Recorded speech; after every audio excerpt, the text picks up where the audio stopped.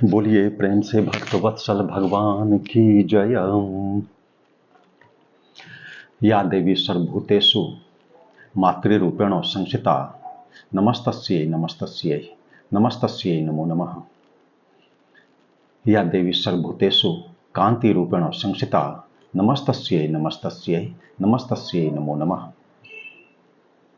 आजकल हम लोग ईश्वर की कृपा से श्रीमद् देवी भागवत के प्रसंगों का तथा अन्य तथ्यों का भी श्रवण किया करते हैं।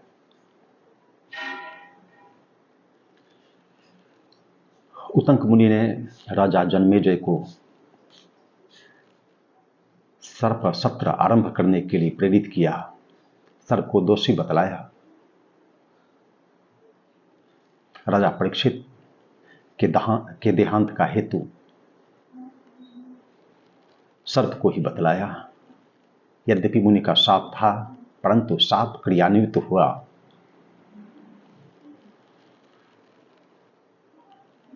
सर्प के दंश से राजा जन्मेजय प्रेरित हो गए। उन्होंने उतंक मुनि का मंतव्य उपयुक्त समझा और सर्प सत्र आरंभ कर दिया। हवन कुंड में अग्नि प्रज्वलित हो गई, सर्प गिर गिर कर जलने लगे। उसी क्रम में आस्तिक मुनि का पदार्पण हुआ। उन्होंने राजा जन्मेजय को सर्प सत्र रोकने हेतु प्रेरित किया।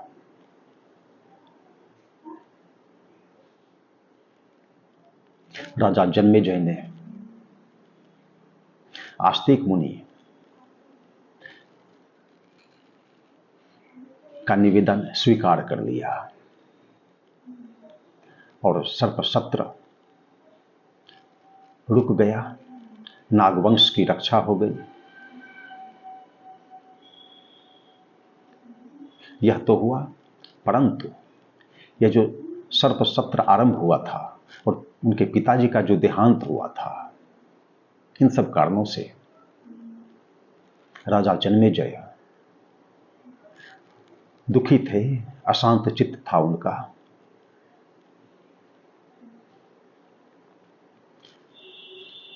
तब उन्होंने वेदव्यास मुनि से पूछा कि हे भगवान, मेरा मन, मेरा चित्त अशांत है।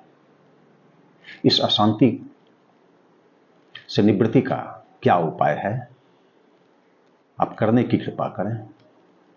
तो उन्होंने कहा, वेदव्यास मुनि ने, कि आप देवी यज्ञ करें, जो कि विष्णु भगवान ने भी किया था, और आप श्रीमद् देवी भागवत का श्रवण करें। यह करने से आपके मन को शांति मिलेगी और आपके पितरों को अक्षय स्वर्ग की प्राप्ति होगी। इस संदर्भ में आज इतना ही।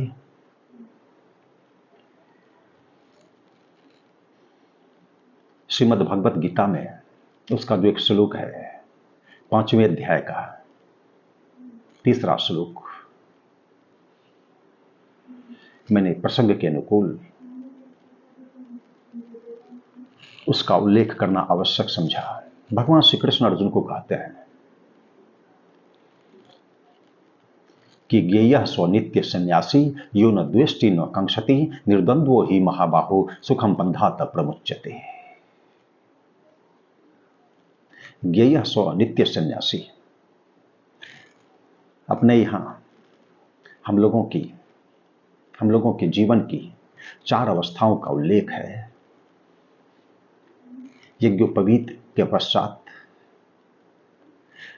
ब्रह्मचर्य जीवन आरंभ होता है। गुरुकुल जाते हैं, विद्योपार्जन करते हैं 25 वर्षों तक। तदंतर गृहस्थ जीवन में हम लोग प्रवेश करते हैं। यह अवस्था आरंभ होती है। इसके बाद वानप्रस्थ की अवस्था है और कालांतर में संन्यास की अवस्था है। अपने जीवन को 4 भागों में बांटा गया: ब्रह्मचर्य, गृहस्थ, वानप्रस्थ और संन्यास। श्रीमद् भागवत में उल्लेख है कि ब्राह्मण का वैराग्य यदि प्रबल हो तो वह सीधे संन्यास्त हो सकता है, ब्रह्मचर्य के पश्चात सीधे संन्यास्त हो सकता है।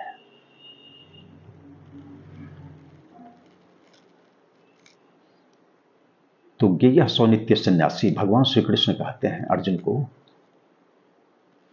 कि हे महाबाहो, वह व्यक्ति नित्य सन्यासी जानने योग्य है। कौन व्यक्ति? एक तो सन्यास की यह अवस्था हुई वानप्रस्थ के बाद, जबकि गृहस्थ के बाद वानप्रस्थ अवस्था में मनोर शत्रुपा आए और नैमिषारण्य में जाकर 12 अक्षर मंत्रों का उन्होंने जप किया और परमात्मा प्रकट हुए। उर अभिलाष निरंतर होई, देखियो नयन परम प्रभु सोई। और कालांतर में याचना हो गई, चाहा हूं तुम है समान सुतो, प्रभु सन कवन दुराओ। निवेदन हुआ, आत्मनिवेदन मनु जी महाराज के द्वारा परमात्मा से।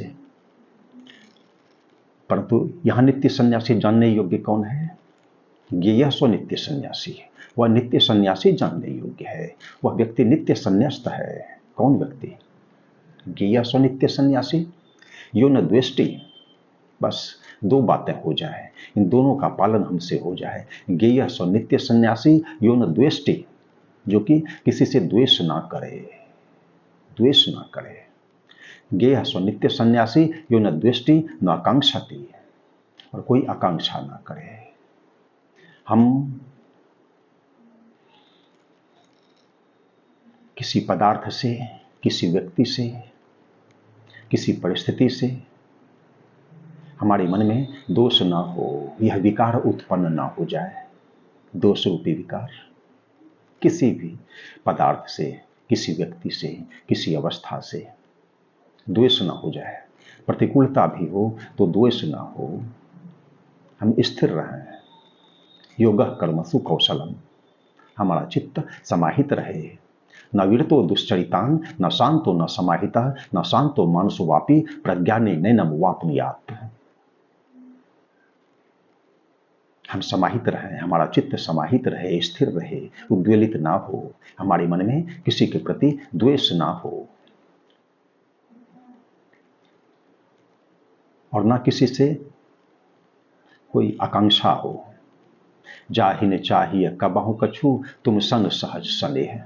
बस वाल्मीकि मुनि का यह उनकी सूक्ति है, श्री रामचरितमानस में इसका उल्लेख है। बस यही हो हमसे, हमारे मन में द्वेष ना हो, किसी के प्रति द्वेष ना हो, हम उसे सहजता से स्वीकार करें। और यह कर्मयोग का सिद्धांत है। श्रीमद् भागवत में कल्याण के 3 उपाय बतलाए गए हैं। 3 उपाय: कर्मयोग, ज्ञान योग और भक्ति योग।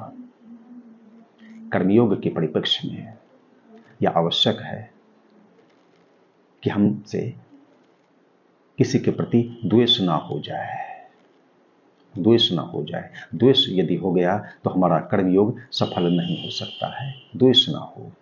और इसका विपरीतार्थक क्या है, इसका विलोम क्या है? तो राग भी ना हो, आसक्ति ना हो उस व्यक्ति के प्रति, अनुकूल समय के प्रति, वैसे पदार्थ के प्रति, ऐसे में से किसी के प्रति हमारे मन में आसक्ति ना हो, राग ना हो। राग ना हो तो स्वाभाविक है द्वेष भी ना हो,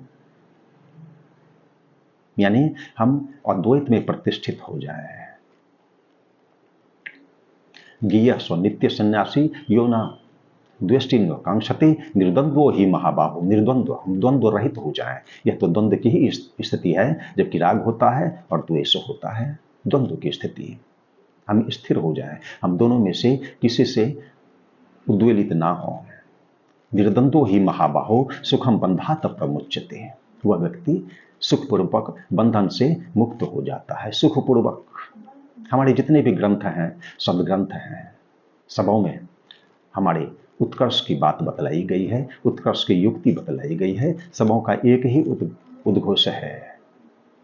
श्रीमद् भगवद गीता भी कहती है, भगवान श्री कृष्ण बतलाते हैं कि सुखम बंधात प्रमुच्यते। इसका मतलब हम लोग साबद्ध हैं, आबद्ध हैं,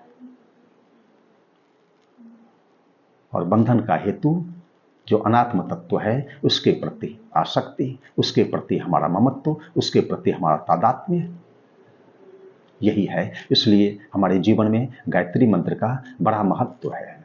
उसको जपने से क्या होता है, हमारी बुद्धि सात्विक होती है और जो मूल तत्व है, परमात्मा तत्व है, उस ओर उन्मुख होती है हमारी बुद्धि। ऐसे तो बुद्धि हमारी लौकिकता की तरफ प्रवृत्त है, परंतु आध्यात्मिक की तरफ, पारलौकिकता की तरफ, जो सात्विक तत्व है, आध्यात्मिक तत्व है, इस ओर हमारी बुद्धि उन्मुख होती है। और ऐसा भगवान श्री कृष्ण ने अर्जुन को क्यों कहा? इसलिए कहा कि यहां पर महाबाहु शब्द का प्रयोग किया है। महाबाहु, बाहु किसको कहते हैं? जिसकी बाहें बड़ी हों, यानी जो बड़ा बलवान हो, बड़ा बलवान हो, सूरवीर हो, और जिसके भाई तथा मित्र बड़े हों। तो उनके मित्र भगवान अर्जुन के मित्र कौन? सुहृदम सर्वभूतानाम, भगवान श्री कृष्ण। उनके मित्र भगवान और उनके भ्राता अजात शत्रु युधिष्ठिर। इसलिए महाबाहो, तुम्हें यह सौभाग्य प्राप्त हुआ है अर्जुन कि तुम छोटे हो, तुम सेवा करके कर्मयोग का अनुसरण कर तुम उत्कर्ष को प्राप्त हो सकते हो। इसलिए तुम यह करो, ज्ञेय सो नित्य सन्यासी यो न द्वेष्टि न कांक्षति निर्द्वंद्वो ही महाबाहो सुखम बंधात प्रमुच्यते। वह व्यक्ति सुखपूर्वक बंधन से मुक्त हो जाता है, बंधन मुक्त हो जाता है। द्वंद्व रहित हो जाओ, ना किसी से कोई आकांक्षा करो और ना किसी से द्वेष करो। बस ये दो बातें अपना लो तुम। इसी तरह की मिलती जुलती बात दोहाबली में पूज्यपाद गोस्वामी तुलसीदास जी महाराज ने बतलाई। तुलसी ममता राम सौ समता सब संसार, राग न रोष न द्वेष दुख, दास भय भव पार। हमारा ममत्व है किसके प्रति? परमात्मा के प्रति, उनके चरण कमलों के प्रति हमारे मन में ममत्व हो। आत्म तत्व के प्रति हमारे मन में ममत्व हो, अनात्म तत्व के प्रति हमारे मन में ममत्व ना हो। यही हमारे पुनरागमन का, दुख सुख का, जीवन और मृत्यु का, संसार में आगमन का यही हेतु है। इससे निवृत्ति का उपाय यही है कि हम निर्द्वंद्व में स्थित हो जाएं, प्रतिष्ठित हो जाएं। यह युक्ति भगवान श्री कृष्ण ने यहाँ पर बतलाई। आज इतना ही। सीताराम सीताराम सीताराम, जय सीताराम सीताराम सीताराम सीताराम, जय सीताराम सीताराम सीताराम सीताराम सीताराम सीताराम सीताराम सीताराम सीताराम सीताराम सीताराम सीताराम, जय सीताराम सीताराम सीताराम सीताराम, जय सीताराम। धर्म की जय हो, अधर्म का नाश हो, प्राणियों में सद्भावना हो, विश्व का कल्याण हो। हर हर महादेव।